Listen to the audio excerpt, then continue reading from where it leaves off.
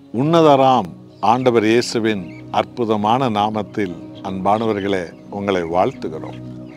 நாம் ஆராதிக்கிற தேவன் அற்புதங்களின் தேவன், அதிசயங்களின் தேவன், ஆச்சரியங்களின் தேவன், ஆசீர்வாதத்தின் தேவன்.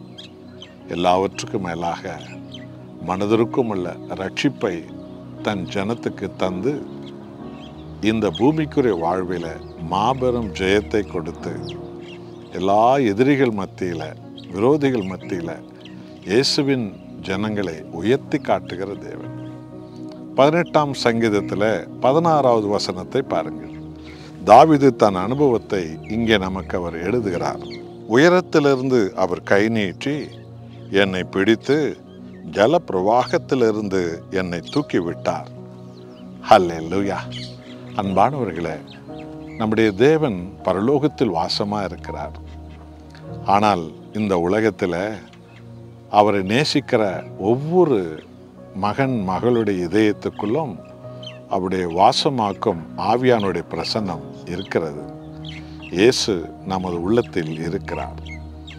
ஆகவே உயரத்திலிருந்து அந்த உன்னதமான தேவன் கை நீட்டி என்னை ஜலப்பிரவாகத்திலிருந்து தூக்கி எடுத்தார் என்று தாவீது சொல்லுகிறார். இது என்ன? தாவீது எங்காவது நீச்சல் அடிக்கிற இடத்துல குளத்தில் விழுந்து ஆற்றுல விழுந்து தத்தளித்ததை பற்றி சொல்கிறாரா? இல்லை இல்லை இல்லை. அவரை சூழ்ந்திருந்த பிரச்சனைகள், எதிரிகளுடைய சூழ்ச்சிகள், குடும்பத்தாருடைய பிரிவினைகள், உடன் பிறந்தவர்களுடைய துரோகங்கள், அவரை நம்பியவர்கள், அவர் நம்பிக்கை வைத்த ஜனங்கள் எல்லோரும் ஏற்ற நேரத்தில் அவர் செய்த துரோகங்கள், இதுதான் அவருக்கு சமுத்திர தண்ணீர் போல் இருந்தது. அதன் மத்தியில் அவர் சிக்கி தத்தளித்து கொண்டிருந்தார். ஆனால் அவருடைய இருதயம் உன்னதமான தேவனையே நோக்கி பார்த்து கொண்டிருந்தது. ஆகவே பரலோகத்திலிருந்து பார்க்கிற மகத்துவமுள்ள தேவன் தனது பலத்த கரத்தை பரலோகத்திலிருந்து நீட்டி இந்த அவமானத்திலிருந்தும், துக்கத்திலிருந்தும், சோதனையிலிருந்தும், பாவத்திலிருந்தும், எதிரிகளிருந்தும், சூழ்ச்சிக்காரர்கள் மத்தியிலிருந்தும், சதிகாரர்கள் மத்தியிலிருந்தும், சமுத்திரத்தினுடைய சூழ்நிலையை போல இருந்த இடத்திலிருந்து தாவீதை தூக்கி எடுத்து விட்டாராம்.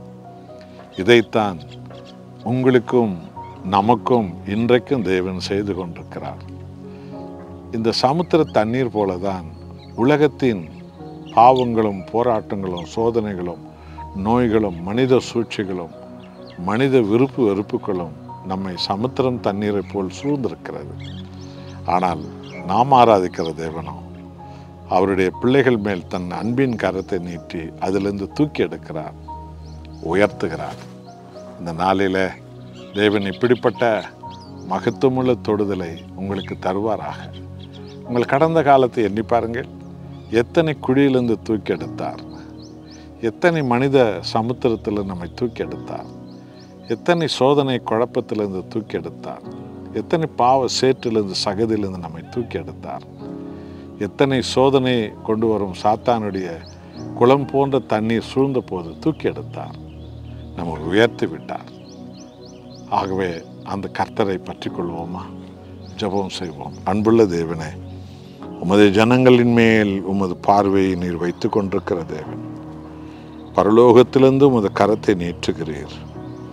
சமுத்திரம் போன்ற ஜனக்கூட்டம், சமுத்திரம் போன்ற பிரச்சனை, சமுத்திரம் போன்ற ஆண்டவரின் நோய்கள், சமுத்திரம் போன்ற சோதனைகள், சமுத்திரம் போன்ற வெட்கங்கள், துக்கங்கள் சூழ்ந்த போதும் நீ தூக்கி எடுக்கிற தேவன்.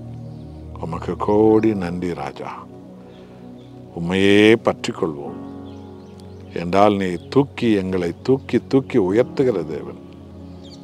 எங்களை எல்லாருக்கும் மத்தியிலும் ஆண்டவரே நீர் உயர்த்தி காட்டுகிற தேவன். எங்கள் வாழ்வில் எவ்வளவாய் இப்படி செய்திருக்கிறீர், இனியும் செய்ய போகிறேன். நீர் எங்களுக்கு போதும் இயேசுவே.